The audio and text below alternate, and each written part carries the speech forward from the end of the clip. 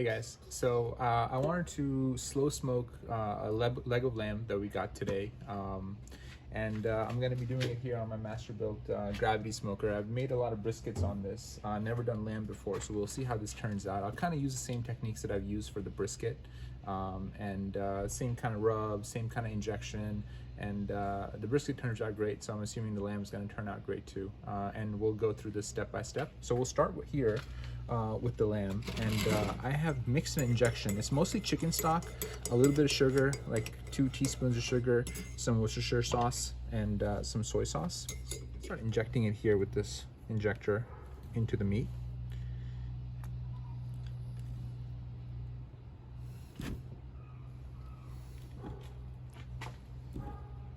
Just do it evenly.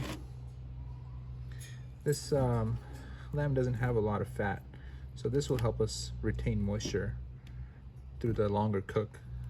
So once you've injected everything, you can see that there's some excess fluid that collects. I'm just gonna go drain this off, and then what we'll do is we'll coat the whole thing in mustard. All right, so I'm gonna cook the meat fat side down. There's very little fat, but I'm still gonna cook it fat side down, and that's gonna protect the meat. So we're gonna start coating the seasonings on this side first. And so we've got some kosher salt, we've got some Montreal steak seasoning, and we've got some black pepper. And so we're gonna start with the salt. Kosher salt's important because it's got like bigger granules.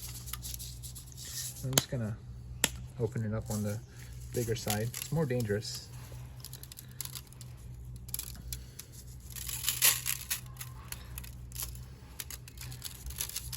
All right, and then we're gonna go with some black pepper here. And try to do it from a little bit higher up, and that way you won't get any single spots that have more pepper than other spots. And then our steak seasoning, which has salt and pepper in it. It's just the other things that are in it, like onions and garlic and stuff, to add a little bit of kind of color to the whole situation. And we can try to like pat it in just a little bit, just to make sure it sticks. Then we'll flip it over. So on the other side, I did the same thing, but I went a little bit lighter on the seasonings, just because when we cook it, we're gonna kind of wrap it up like this. Anyway, same thing, pat it in. And now I'm gonna let this sit for about 30 minutes to an hour, just so the salt can kind of draw out the moisture in the meat and dry brine it a little bit. So we're gonna set this off to the side, and we're gonna get our fire started on the cook. So it's kind of smoky, but you can see in there the wood log, and it's surrounded by the coals. And on the bottom here, I've got some wood. You see those embers? As they fall onto this wood, this one I've used before, so it's a little charred, it'll create smoke as well. So we'll kind of let this go. I've got my Olympic torch here. This is my pellets smoke tube with a bunch of pellets inside. Ooh, that's hot. I'm gonna just set that down over here. And it's important to set it down over here versus over there, because that's where the sensor for the grill is that measures the temperature. And we've got our grill nice and smoking here. So we're gonna go ahead and put our meat on in just a second. I just have some skewers through it to keep it together, or you could use butcher's twine, whatever works better for you. But we've kind of shaped it a little bit, you know, and this is so it stays together and the moisture and the meat stays together. But we're gonna put a temperature probe here to the thickest part of the meat, which I believe to be right here.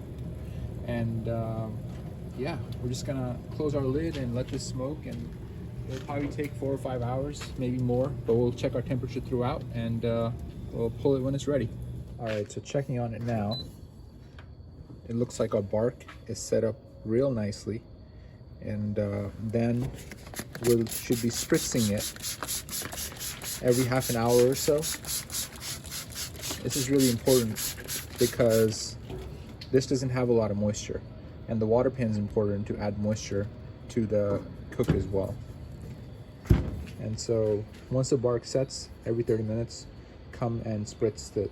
I've got a 50% mix of apple juice and apple cider vinegar in here. So lamb's hit about 140 degrees. It's stalled out a little bit at this point, and I want to get the cook going a little bit faster. You could just leave it. The other problem with the lamb is if you just leave it cooking, it will dry out just a little bit.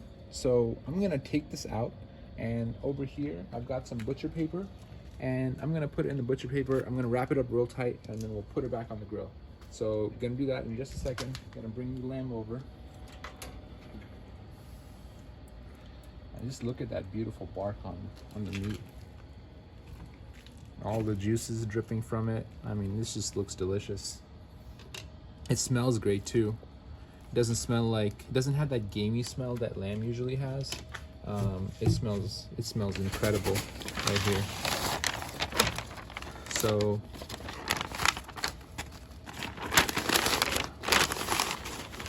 I'm gonna wrap it up. The key is to wrap it tight as well. And I'm gonna get some tape because I still want the fat side down. I still want it sitting up like this. So I'm gonna get some tape. I'm gonna just tape this shut. I'm gonna set it back on the smoker. I'll be right back. So we got it wrapped up. Gonna set her down. Hope that if it goes through, our temperature probe. So we're measuring the temperature of the meat. I would not use this to determine doneness at the end. To determine doneness at the end, we're going to use a different temperature thermometer, and we're going to poke and see if it's tender. But we're looking for 190 degrees. All right, so we've reached about 190 degrees. It's pretty late at night now, and I'm going to just stay in a cooler. So I'm going to put it in a drinks cooler for 2 or 3 hours, and then we'll pull it out and we'll cut it. All right, it's been sitting overnight in the cooler, so it's not warm anymore, but all the juices and stuff are reabsorbed, and you can heat it back up in the oven now to get it to eating temperature. So we're gonna cut into this.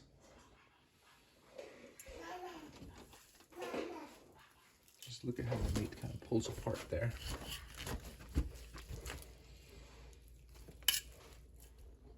Okay. There we go. It just comes right apart. A taste test. That's delicious. Nice, smoky flavor. Super tender. Falls right apart. Here's that one piece sliced up. I mean, just look at it. This is all the bark. Look at how delicious this bark is. And then the smoke ring. This is all the smoke ring right around it.